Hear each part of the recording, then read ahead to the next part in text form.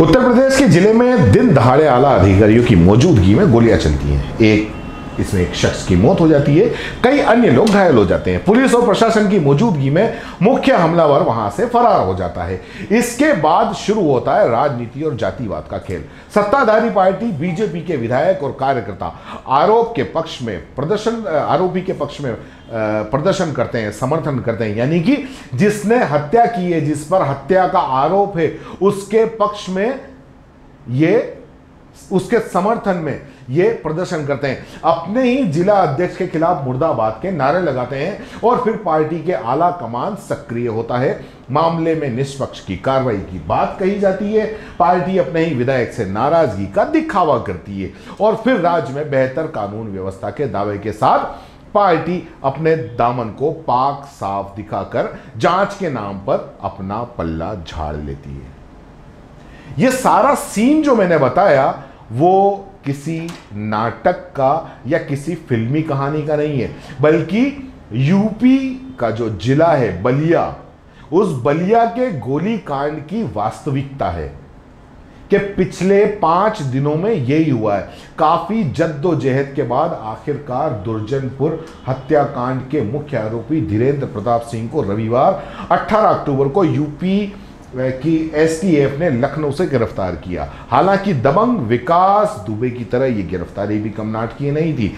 एक और इस मामले को लेकर विपक्ष लगातार योगी सरकार पर हमलावर था, तो वहीं सरकार की अपनी ही विधायक और कार्यकर्ताओं की फजीयत हो रही थी। कुल मिलाकर देखें तो जानकारों का यह कहना है कि यह गिरफ्तारी बीजेपी की मजबूरी थी, जिसे पार्टी अपनी छवि डैमेज कंट्रोल करना चाहती थी। अब क्या है पूरा मामला, एक छोटे से रूप में आप देख लीजिए। मीडिया रिपोर्ट्स की अगर बात करें, और मीडिया रिपोर्ट्स के मुताबिक 15 अक्टूबर की दोपहर दुर्जनपुर पंचायत भवन पर कोटे की 2 दुकानों के आवंटन के लिए खुली बैठक हो रही थी।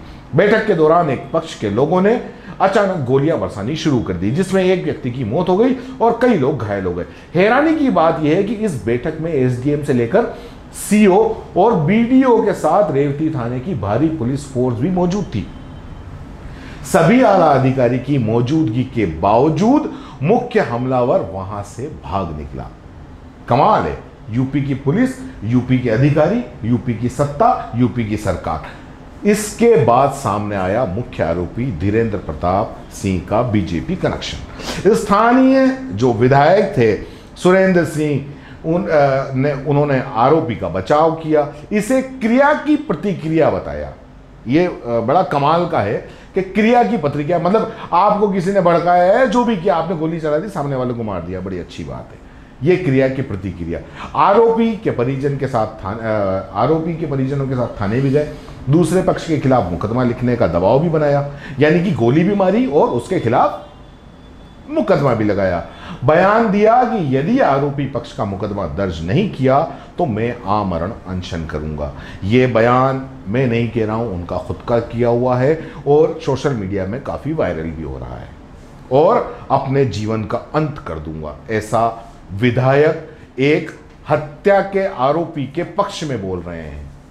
और जब हॉस्पिटल या वहां पे बैठे हुए हैं थाने में, तो वहां तस्वीरें भी निकाल रहे हैं, रो रहे हैं।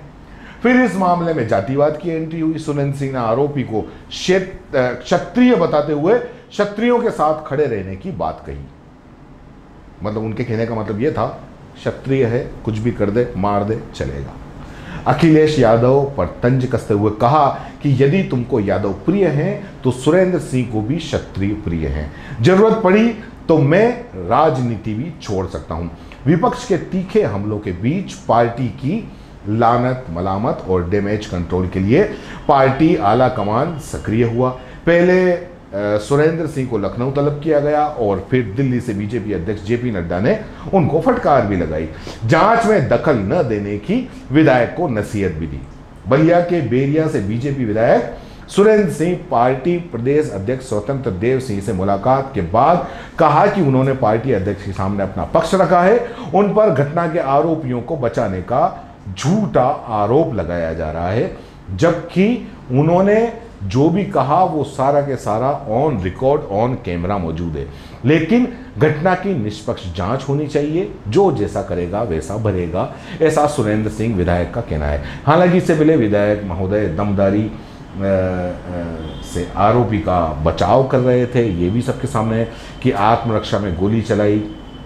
बता रहे हैं विधायक जी एक सभा में सीडीओ को छोड़कर जनपद के सभी अधिकारियों को बेईमान तक बोल गए।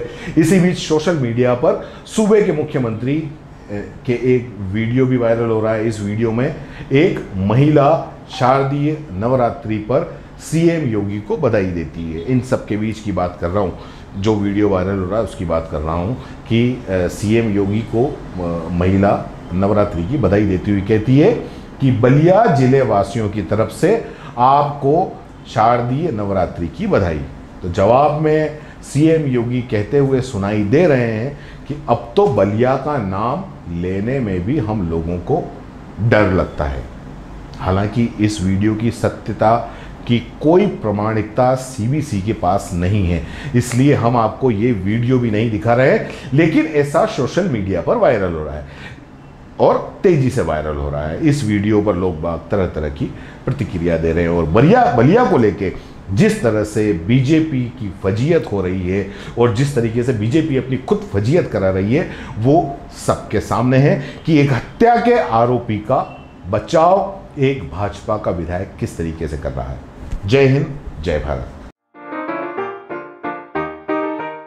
अगर आप YouTube पर देख रहे हैं तो CBC न्यूज वायर का चैनल सब्सक्राइब करिए, पास में दिख रहे बेल आइकन को भी दबाइए, ताकि जब भी हम आपके लिए कोई खबर, कोई जानकारी लेकर आए तो सबसे पहले आपके पास नोटिफिकेशन पहुंचे। अगर आप Facebook पर देख रहे हैं तो CBC वायर का पेज लाइक करिए। अगर आप Instagram पर देख रहे हैं तो आप हमें फॉलो कर सकते हैं।